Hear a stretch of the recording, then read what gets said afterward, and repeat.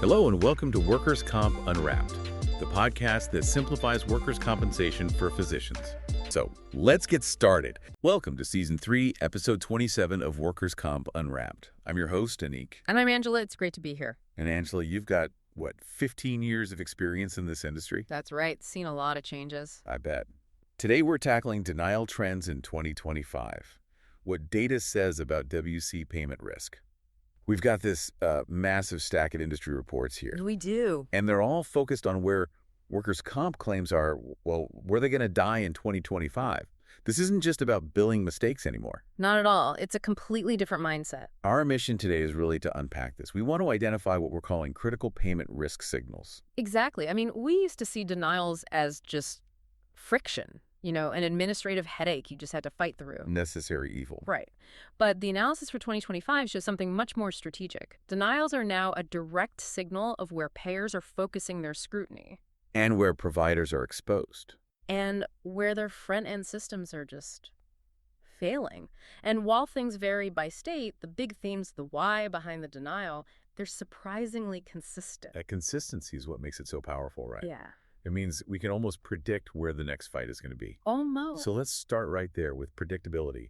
Looking at all this data, what's the single biggest operational shift you've seen? What's fascinating here is how, organized the opposition has become. The biggest shift is the sheer predictability of where these denials are clustering. What do you mean by organized? Well, a few years back, denial reasons felt scattered. It was sort of, based on this payer's weird rule or that state's preference. It's a bit random. Very random. Now we look across these huge provider data sets, California, New York, doesn't matter. The denials are consistently landing in the exact same categories. So the payers are showing their hand. They're all enforcing the same policies, which kind of forces us to look in the mirror. It does. It points to a really unified strategic effort on their side. But the flip side is, it highlights a painful truth for providers. Which is? That many of us are just repeating the same avoidable front-end mistakes over and over again. It's not bad luck anymore. It's a systemic failure to adapt. Okay, so if we filter it all down, these failures fall into what you call the 4 core buckets. Yep, the 4 buckets. Think of them as the predictable points of attack. Lay them out for us. Okay. Number 1, still the Goliath in the room, is medical necessity and documentation gaps. No surprise there. Not at all. Number 2 is the rising star of risk, RFA deficiencies, request for authorization. Okay. Third, you have the basic stuff, eligibility or claim status issues. And fourth is the operational cleanup category, billing and coding mismatches. Let's stick with that first one, medical necessity. It's always been the biggest issue, but you mentioned the focus is changing. This is where it gets really interesting. How has it evolved for 2025? It's a huge evolution. It's not just about stating a diagnosis and a treatment code anymore. That's not enough. So what are they looking for? They're hunting for context. Reviewers are auditing the narrative, not just the procedure. They figured out that even if the care is medically solid, a weak story is an easy out for denial.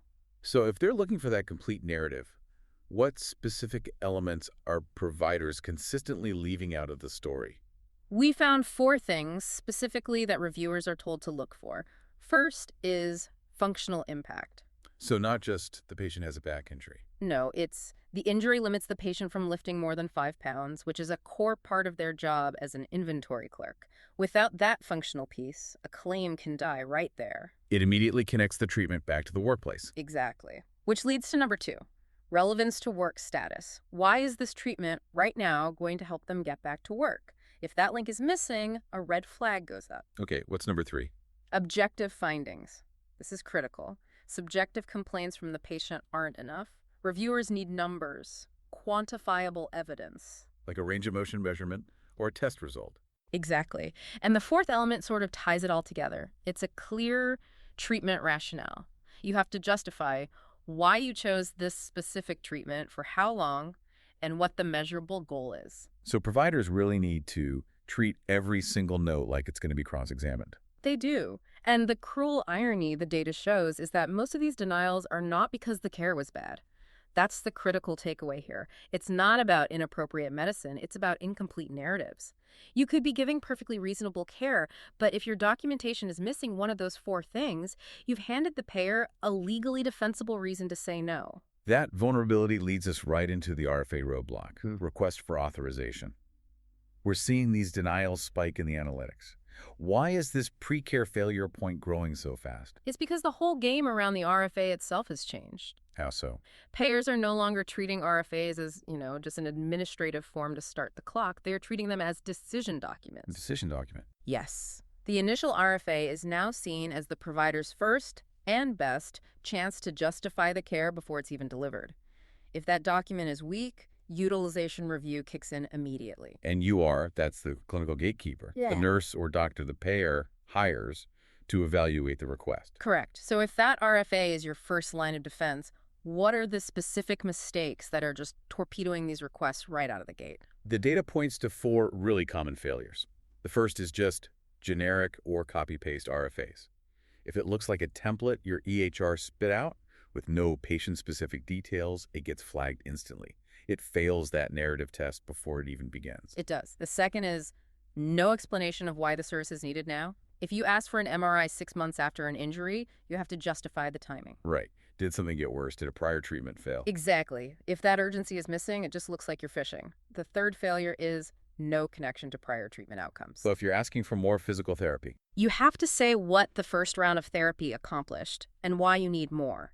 Without linking it to past outcomes, it's a major red flag. And the fourth failure sounds more tactical. It's very tactical. No anticipation of utilization review questions. The best RFAs basically pre-answer the questions you know the UR nurse is going to ask. About other treatments or objective findings? All of it. When you don't include that proactively, you're guaranteeing delays, more scrutiny, and probably a denial. And the financial risk here is huge because the denial happens before you even provide the care. It shifts all the risk. A good, clean RFA on the front end guarantees payment flow. A bad one creates a massive AR problem you'll be fighting 6 months from now. Let's pivot to that fourth category, billing and coding errors. These feel so different from the clinical documentation issues. They seem purely administrative. They are, and that operational difference is key to understanding the risk. Billing errors, like modifier mismatches or place of service mistakes. The small stuff. The small stuff. It's usually a smaller percentage of your total denials than, say, medical necessity. But the data says they're especially dangerous to revenue. Why is that? Because they resolve faster and more decisively. A medical necessity denial takes time. There's an appeal, a doctor's review. A billing denial, it's often an automated scrubber on the payer's side. So it's instant. Instant. It's a quick non-payment, a zero balance on that line item, just like that. The silent revenue killers. Because if your team is focused on the big, complex appeals, these little ones just slip through the cracks. They just disappear. A provider might not even realize how much revenue is hemorrhaging from poor billing hygiene until it's too late. It's really the lowest hanging fruit for revenue recovery. That speed of non-payment is such a critical distinction. And if we connect this all to the bigger picture, this is why we say denials are a true payment risk signal. This data used to just live in the billing department. But not anymore. Not anymore. We now know that persistently high denial rates, for any reason, correlate directly with increased audit attention and greater compliance scrutiny from payers. So the denial data is acting like an early warning system, an operational red flag. Exactly. If you see a payer suddenly denying 25% of a specific treatment, you are now a higher risk in their system. That trend is the leading indicator that a full-blown audit is probably coming. So you could fix the process before the financial hit becomes catastrophic. You have to. Providers who review their denial trends regularly, by reason, by service, by payer, they can spot these problems long before they escalate. It's a shift from being reactive to being proactive. Okay, so let's look forward. Based on all this, what should providers prioritize for 2026? I mean, what does this all mean for system design? The data points to 3 immediate priorities. First, providers absolutely have to implement front-end medical necessity checks, and I mean with clinical oversight. So the clinical team, not just the billers, are responsible for making sure that narrative is complete before a claim goes out. Precisely. You shift the effort earlier. Second, establish robust RFA quality control, again with clinical review. A trained specialist needs to be vetting that RFA against those 4 criteria we talked about. And the third priority sounds like something anyone could do. It's the most accessible. Develop simple denial trend dashboards. You don't need fancy software. Even a basic spreadsheet tracking your top 5 denial reasons by payer can be an incredibly powerful tool. So it's not about working harder or hiring more appeals people. It's about being smarter with the data you already have. It's about intelligence and system design. When you build these checks into your front-end systems, the data shows denial rates drop without crushing your staff. You shift from just processing claims to managing documentation quality. So if there's one core lesson from all this 2025 data, what is it? The core lesson is that denials are not noise anymore. They're structured feedback. They are a precise map showing you exactly where your internal processes are misaligned with what the payers demand. And the opportunity is to actually listen to that feedback, to reduce future risk, instead of just playing defense on last quarter's denials. That is the entire goal. And this raises, I think, an important question for you, the listener, to think about. Okay. If your workers' comp denial rate is high, what does the speed of your non-payment tell you about where your system is failing the fastest? Is it the slow burn of documentation or the quick kill of bad billing hygiene? That is the analysis we all need to be running. Thank you for guiding us through this deep dive. Always a pleasure. And to our listeners, if you're still treating denials as just random, isolated events, you are ignoring your most powerful warning system.